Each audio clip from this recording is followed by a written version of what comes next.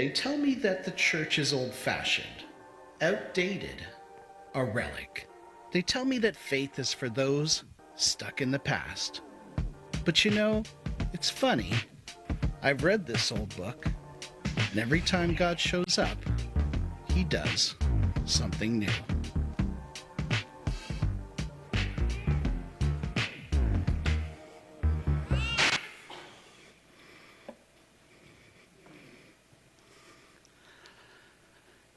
I was a little bit worried this week because growing up in the 80s and 90s, I've learned that the sequel is never as good as the original. Right?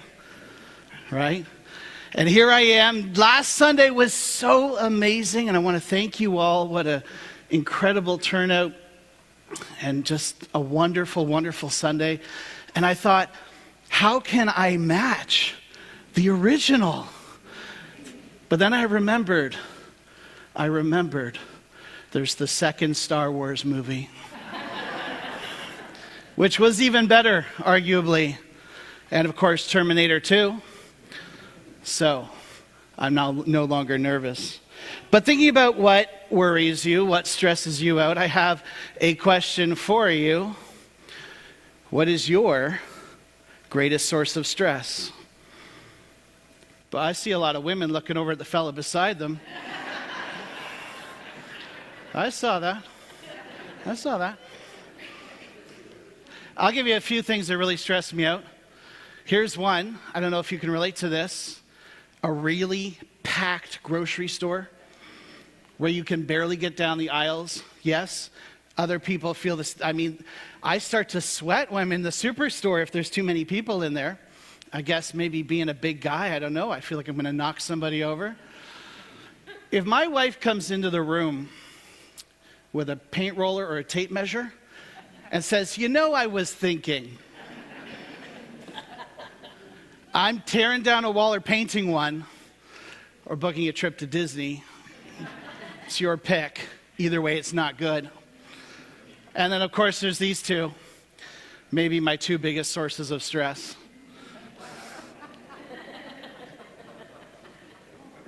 I didn't think you'd be here today. Listen, folks, if you are stressed out, you are not alone. In 2013, and it's hard to find current stats, but in 2013, an estimated 3 million Canadians aged 18 years or older reported that they had a mood or anxiety disorder. Now, what do you think that number would be post-COVID? Definitely not lower. 39% of Ontario high school students indicate a moderate to serious level of psychological distress, maybe symptoms of anxiety or depression. And a further 17% indicate that they have a serious level of psychological distress. So these, folks, are numbers that we need to pay attention to.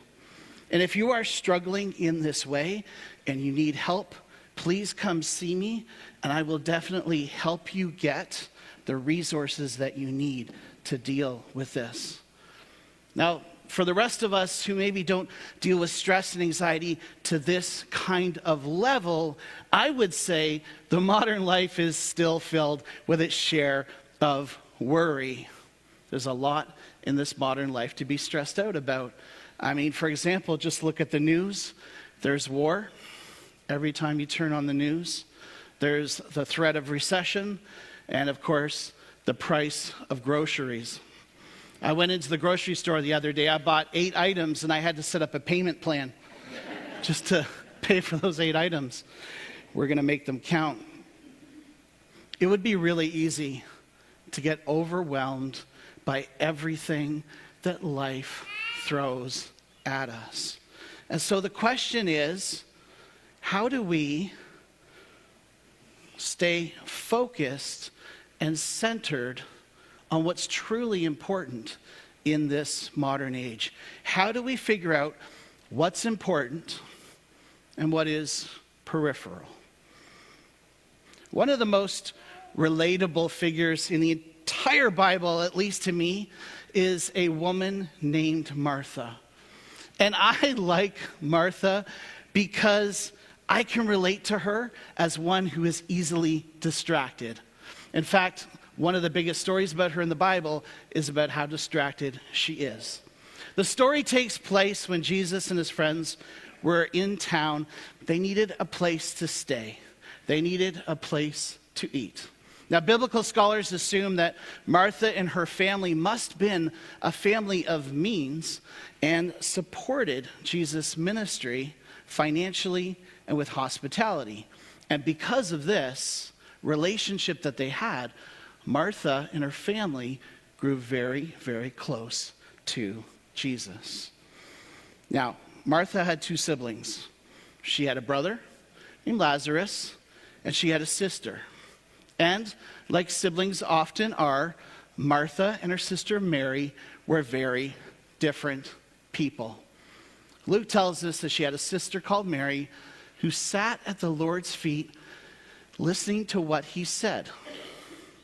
But Martha was distracted by all the preparations that needed to be made.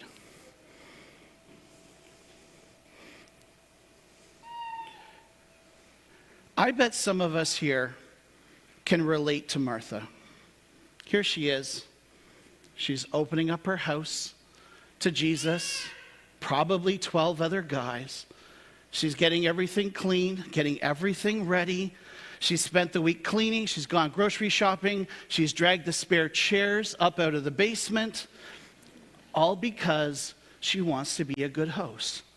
And when her sister arrived, she probably thought, great, Mary's finally here to help. But Mary, well, she doesn't help at all. In fact, she's less than helpful.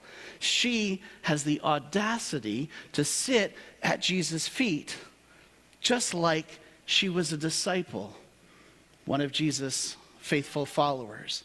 And as she sat there and listened to the Lord of the universe explain the mysteries of the universe, do you know what was not happening? Not a single dish was being washed. Not one cheese plate was being passed. Mary just sat there doing nothing. And Martha has a point, doesn't she? I mean, sometimes there is work to do. Sometimes stuff just needs to get done. Kids need to be dropped off at hockey. Dishwashers need to be emptied. Bills need to be paid. The other day, my wife asked me if I would get Pax ready for bed. And I had been reading this story, and so I grabbed my Bible and I said, I'm sorry, I can't, hon. I'm spending time with the Lord. Well, after I came to, I got up off the floor and I put Pax to bed. But for real, when Martha makes her complaint, I can fully empathize with her. Now, we need to have a bit of a context alert, because normally women in that day would be expected to serve the male guests, and they would be expected to remain separate unless doing so. Now, I'm not saying this is how it should be, okay? Let's be clear about that. Just that that's how it was. This was a different day with different social expectations. So, not only is Mary not helping, she's also committing a serious social faux pas. It's embarrassing, even a little unseemly.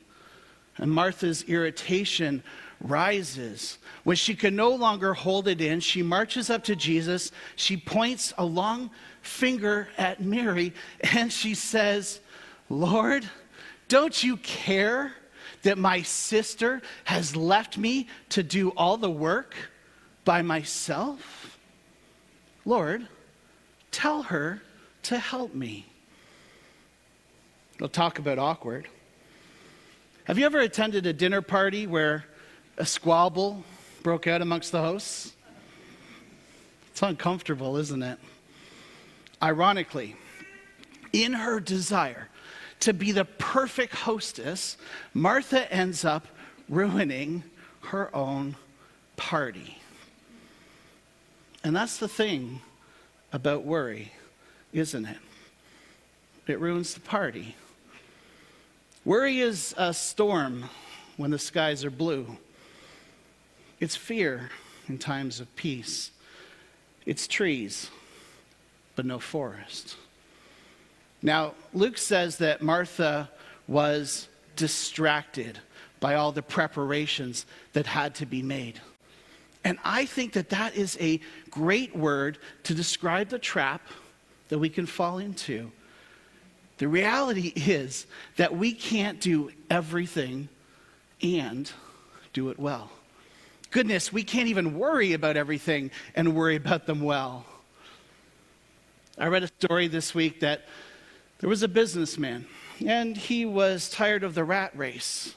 And so he made a radical decision in his life. He decided that he was going to visit a monastery.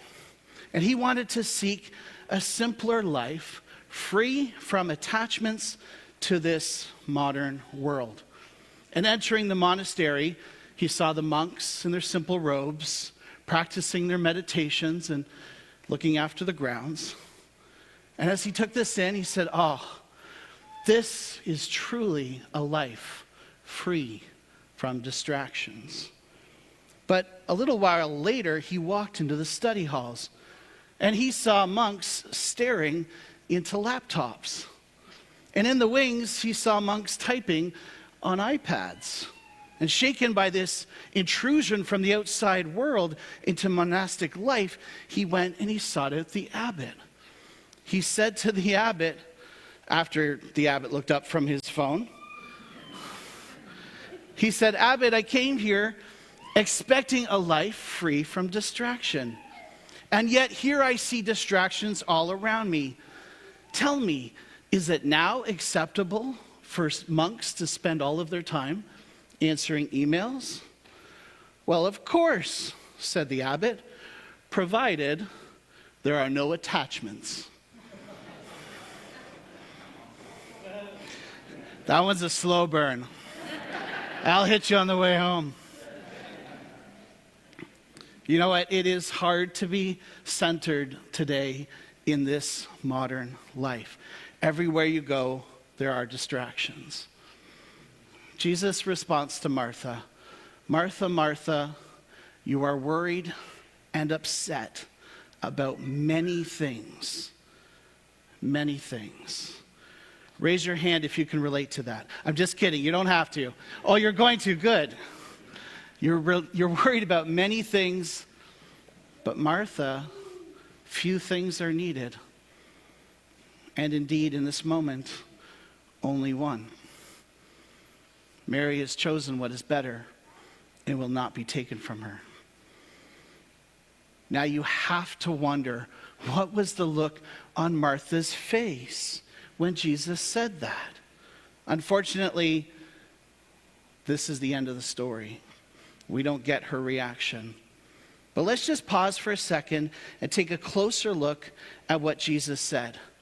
He said, "You are worried about many things." How true is that? We're worried about many things. Often, things that don't matter. Often things that we simply cannot change. And sometimes even things that will never happen. Do you see the irony that Martha is worried about food and drink to serve to the one who said, "A person shall not live on bread alone, but on every word that comes out of the mouth of God"? And so when Jesus says to Martha, "Mary has chosen the good thing," I think this is not a sharp rebuke. I think this is a gentle correction, a refocusing. Martha, you're worried about so many things that you can't even see the gift of God that is in front of you. I mean, think about this. The Son of God is literally sitting in her living room. And she's worried about the dishes and the cleaning and the food. It's crazy. In this moment, there's just one thing you need to worry about. And what is that one thing, church?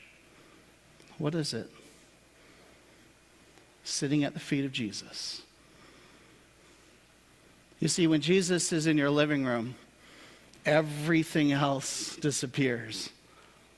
And there's only one important thing to do, and that's sit at the feet of your Lord and learn and soak it in, or just simply be in the presence of God.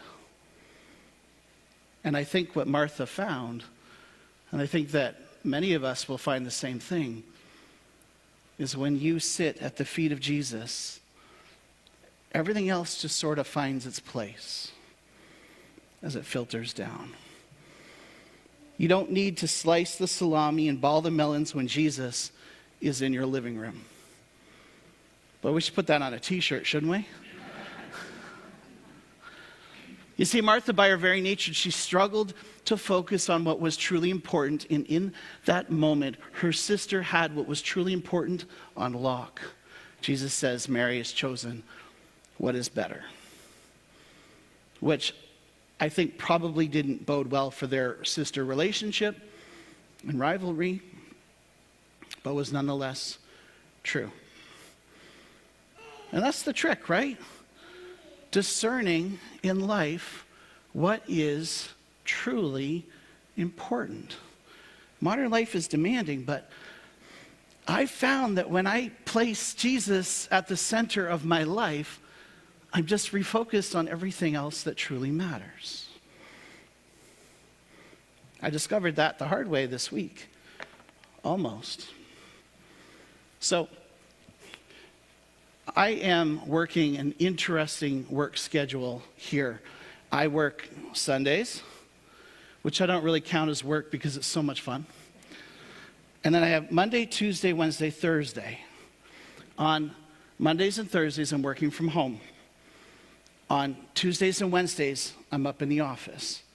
So if you want to come find me, Tuesdays at 10, I'll be in the office unless I'm out visiting the hospital or something else. Which means on that very first Monday, I woke up and I said, today is the start of a brand new ministry. I am going to get up early, have my coffee, get ready. I am going to be so productive on this Monday so that on Tuesday and Wednesday, I can go to the church because I know there are about 18 people who have booked meetings with me already. And I want to be available to them. And I want to have my door open so if people walk in, they can pop their head in, say hi, have a conversation, and I'm not stressed out thinking about all the quote-unquote work I have to do, like answering emails, writing sermons, newsletters, and all those kinds of things. Well, I got an email Monday morning. A friend from my former church said, I hate to tell you this, but our friend is in hospice. He's not doing very well, and I just wanted you to know that he's in hospice, and he had been battling cancer for quite a while, and we knew it was starting to come to the end. So she said, you might want to get a visit. Well, I had a choice to make, right? I wanted to be super productive this Monday and set a good, strong tone for my ministry going forward. And so what did I do? I sat at my computer and I started to work. I got another text message. He's taking a turn from the worse. I don't think he has much time. Folks, what do you do? What do you do? There are so many important things I needed to be doing in that moment, right? But there was only one thing that truly mattered. And where did the Lord want me in that moment? Forget the sermon. I wrote this last night at 11 o'clock. Forget the emails. Forget the newsletters. Forget all that. Get in your car and drive. We got down to hospice. My wife was actually able to come with me. His wife was there, his kids. We were there for 45 minutes, and I honestly thought he might be there for days. But just as I was about to say we should get going, I looked over, and he took his last breath. And I prayed for the family. I prayed for him. We cried, we hugged. We went out to the hall and notified the staff what had happened. And we left in tears. But we chose the right thing. It took a while to get there, but we chose the right thing. And when I finally got home and I opened up my computer, I turned to the passage of Scripture that we're studying today, and what do I read? You're worried and upset about many things, Alton, but few things are needed. And indeed, only one. You know, church, I came so close to missing out on what was truly important because I was worried about many, many lesser things. Important things in their own right, but still lesser than what Jesus would have for me in that moment. And I bet some of you know exactly what I'm talking about. We get so busy worrying about things that either we can't control or they're just not important that we can never truly zero in on what's important. Whether that means being present for the kids or reaching out to someone who's struggling or just simply spending time in the presence of God. I think this is a lesson that Martha learned well, and she would put to the test a little while later. You see, Martha, Mary, and their brother Lazarus, as I said, would become very close to Jesus. And one day, Lazarus died. And who was the first person they went to find? It was Jesus. He showed up 4 days later. And when he finally gets into town, he's greeted by Martha. And do you know what she said? Do you know what she said? She said, "Lord, if you had been here, my brother would not have died. But I know that even now, God will give you whatever you ask." Now, how does she know that? That's something that you learn when you sit at the feet of Jesus. And when those storms and trials come into your life, it's those moments of sitting at his feet that assure you of who he is and what he's going to do in that moment. Well, Jesus confirms her suspicions. He said, "I am the resurrection, Martha, and the life. The one who believes in me will live, even though they die. Whoever lives by believing in me will never die. Do you believe this?" And her response, "Yes, Lord. I believe that you are the Messiah, the Son of God, who has come into this world." And a few minutes later, as Martha watched her dead brother walk out of that grave, she truly knew what happens when you put Jesus at the center. Not just a new perspective, not just a new peace, but brand new life. In fact, eternal life. Dear friends, may we take this opportunity during this Lenten series to refocus and make sure that Christ is at the center of all that we do. I find that helps with my stress, it helps with my worry, but it also puts me exactly where I need to be when I need to be there. And I get to watch the miracle of God when he's at work. I pray that for you, and I pray that for myself. Amen.